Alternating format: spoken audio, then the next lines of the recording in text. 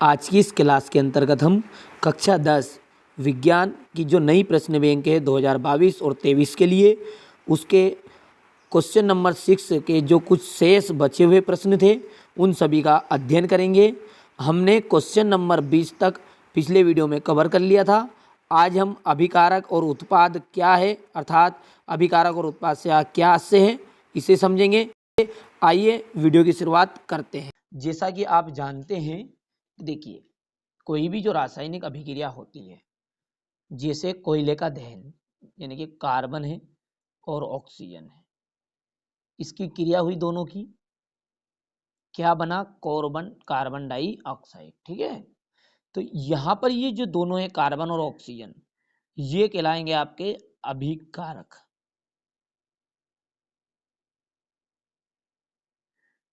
और यहाँ पर जो बना क्रिया के फलस्वरूप उसे कहा हमने उत्पाद। तो अभिकारक की परिभाषा आप किस तरह दे सकते हैं कि देखिए जो भी अभिक्रिया में भाग ले रहे हैं वो अभिकारक कहला रहे हैं और अभिक्रिया के फलस्वरूप जो बन रहे हैं उन्हें हम क्या कह रहे हैं? उत्पाद। नोट्स भी आपको उपलब्ध कराए जाएंगे, निश्चिंत रहिएगा।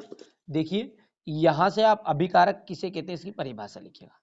रासायनिक अभिक्रिया में भाग लेने वाले पदार्थों को अभिकारक कहते हैं। उत्पाद रासायनिक अभिक्रिया में बनने वाले पदार्थों को यानी कि अभिक्रिया के फलस्वरूप जो भी पदार्थ बने उन्हें उत्पाद कहा जाता है। अभिकारक का दूसरा नाम क्रियाकारक है और उत्पाद का दूसरा नाम है क्रियाफल। अब अगला क्वेश्चन है आपका, किसी रासायनिक अभिक्रिया की पहचान के दो लक्षण बताइए। यानी कि ये जो बोल रहा है ये कह रहा है कि रासायनिक अभिक्रिया हुई, ये आप कैसे मानेंगे?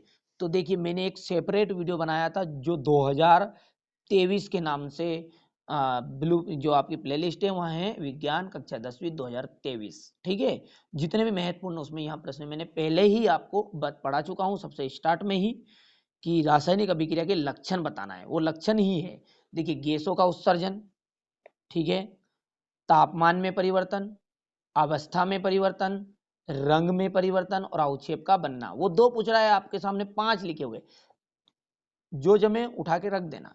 ठीक है, चलिए अगला क्वेश्चन भी देख लेते हैं क्या बोल रहा है।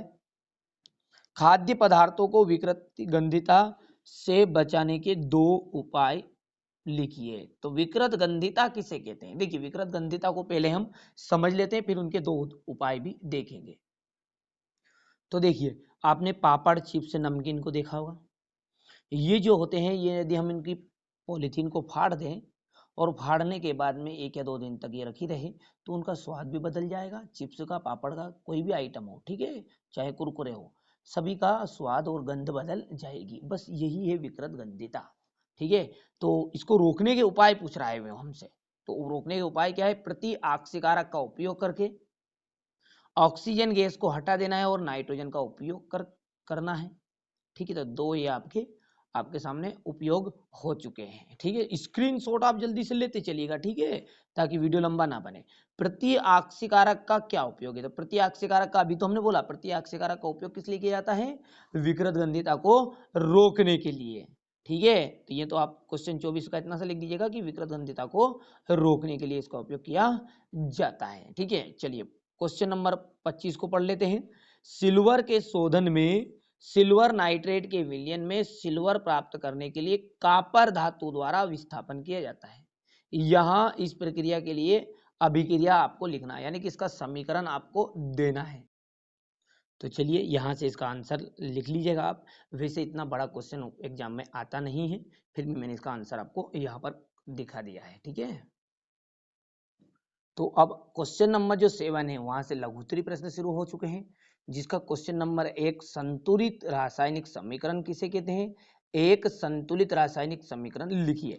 बहुत ही महत्वपूर्ण प्रश्न है और आने भी वाला है, देखिएगा और बड़े ही ध्यान से आप इसे समझिएगा। अच्छे से समझाने का प्रयास मैं आपको करूंगा। ठीक है भैया, चलिए देखिएगा। संतुलित रासायनिक समीकरण को समझने के लिए उदाहरण के द्वारा समझते हैं।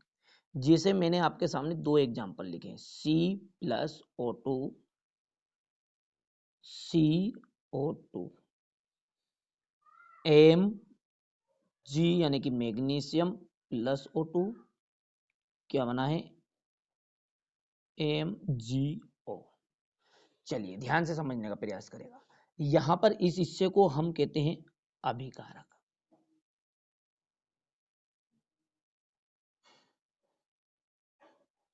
इस हिस्से को हम कहेंगे उत्पाद। इसी तरह इधर वाले हिस्सा अभिकारक बन गया और MgO यानी मैग्नीशियम ऑक्साइड बन गया आपका उत्पाद। अब जो यहाँ पर अभिकारक है और उत्पाद है, इनके जो प्रत्येक तत्व है, तत्व कौन कौन से? कार्बन डाइऑक्साइड है और ऑक्सीजन है। ध्यान से समझिएगा, यहाँ पर ये C क्या है? तत्व है, और इसमें परमाणुओं की संख्या यानी कि 1 है इसमें परमाणु की संख्या। यहाँ पर देखिए 2 है अणु परमाणु, ठीक है भैया।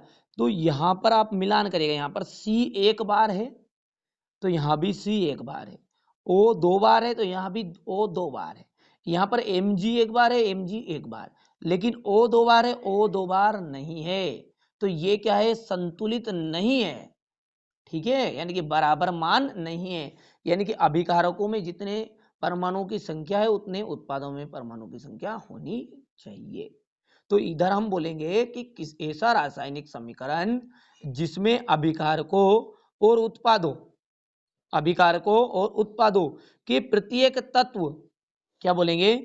ध्यान से सुनिएगा बात को, अभिकारकों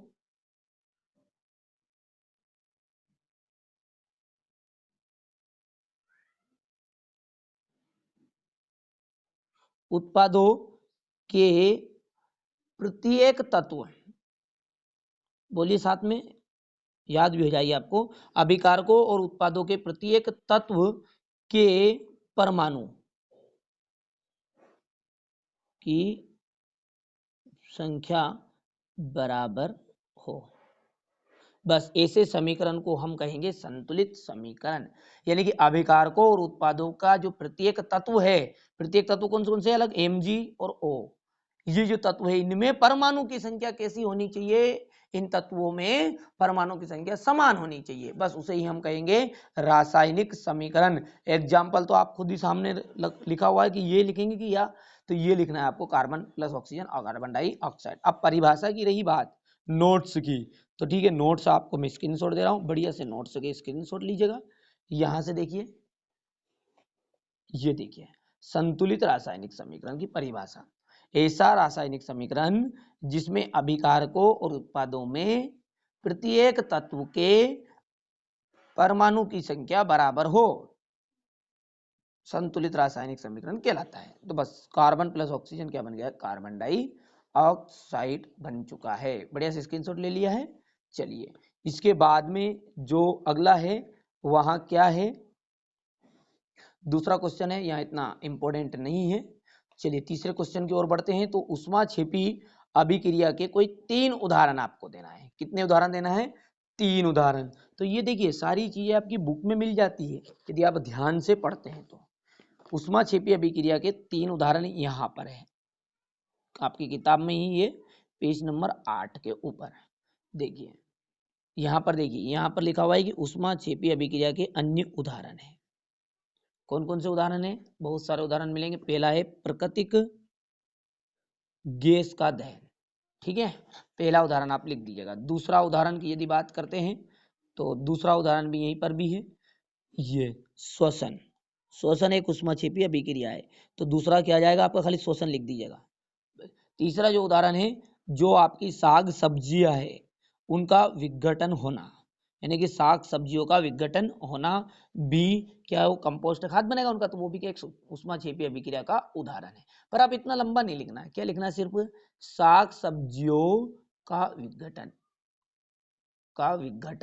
ठीक है बस, या फिर विघटित होना, बात बराबर ही है। साग सब्जियों का विघटित होना या फिर साग सब्जियों का विघटन, ठीक है। ये 3 इसके उदाहरण आपके कंप्लीट हो चुके हैं। चलिए आगे बढ़ते हैं। तो क्या बोल रहा है प्रश्न अगला? विकृत गंधिता क्या है? जैसा कि मैंने अभी बताया भी है कि विकृत गंधिता किसे कहेंगे? जो हमारे पापड़ होंगे, चिप्स होंगे, वो यदि खुले उन्हें रख देंगे तो थोड़े समय के बाद में वो क्या हो जाएंगे? अपचयित हो जाएंगे और अपना स्वाद और गंध बदल लेंगे। बस इसी को कहते हैं विकृत गंधिता। देखिए तेल और वसा युक्त पदार्थ उपचयित होकर अपना स्वाद और गंध बदल लेते हैं, इस घटना को ही विकृत गंधिता कहते हैं। उदाहरण के लिए पापड़ और चिप्स, नमकीन। चलिए विकृत गंधिता को किस तरह से रोका जा सकता है? तो ये इसके उपाय रोकने के, प्रतिऑक्सीय कारक का उपयोग करके, ऑक्सीजन गैस हटाकर नाइट्रोजन गैस का उपयोग करके। तो देखिए अगला इसमें पूछा भी गया था कि खाद्य पदार्थों को इससे बचाने की हेतु कौन सी प्रक्रिया अपनाई जाती है, तो वो उपाय ही क्या है, रोकने की प्रक्रिया है। चलिए, जब लोहे की कील को कॉपर सल्फेट के विलयन में डुबाएंगे तो विलयन का रंग बदल जाएगा। क्यों, ऐसा क्यों है? तो देखिए इसका उत्तर यहां से आप देखिएगा, एग्जाम्पल के द्वारा समझिए पहले समीकरण को। देखिए कॉपर सल्फेट है यानी कि CuSO4, उसका विलयन है वो नीला रंग का होता है, और लोहे की कील को जैसे ही डुबाया तो ये जो आपका आयरन है, ठीक है, यानी कि Fe लोहा, ये इसको क्या करेगा, CuSO4 में से Cu को, कॉपर को विस्थापित कर देगा और क्या बना लेगा, फेरस सल्फेट बना लेगा। क्या बनेगा भैया, फेरस सल्फेट। यानी कि देखिए Cu को हटा दिया, इसकी जगह पर ले ली, देखिए FeSO4 प्लस Cu, तो ये जो नीला विलयन है नी, इसके कारण ये कहा फेरस सल्फेट का जो रंग होता है वो हरा होता है, इस कारण से इसका नीले से कहा कौन सा रंग हो गया भैया, हरा हो गया। बस यही हमने यहाँ पर लिखा भी है कि जब लोहे की कील को कॉपर सल्फेट के विलयन में डुबाया जाता है तो लोहा कॉपर सल्फेट के घोल से, जो लोहा होता है यानी कि Fe, ये कॉपर सल्फेट के घोल से कॉपर को हटा देता है, विस्थापित कर देता है और फेरस सल्फेट का हरा विलयन बना लेता है। इस कारण विलयन का रंग बदल जाता है। ठीक है, तो नोट्स आप यहाँ से तैयार करिएगा इसके। ठीक है, ये प्रश्न हो गया इसका और ये उत्तर है। ठीक है भैया, चलिए तो अगला जो प्रश्न है आपका वह क्वेश्चन नंबर 6 से हम पिछले अगले वीडियो में देखेंगे। आशा करता हूं कि इस वीडियो में जितने भी आपको क्वेश्चन बताए गए हैं वह आपको अच्छे समझ में आ चुके होंगे। यदि पिछले वीडियो आपने नहीं देखे तो डिस्क्रिप्शन में लिंक मिल जाएगी और अगले वीडियो की भी आपको डिस्क्रिप्शन में लिंक मिल जाएगी, जहां से जाकर आप अच्छे से देख सकते हैं।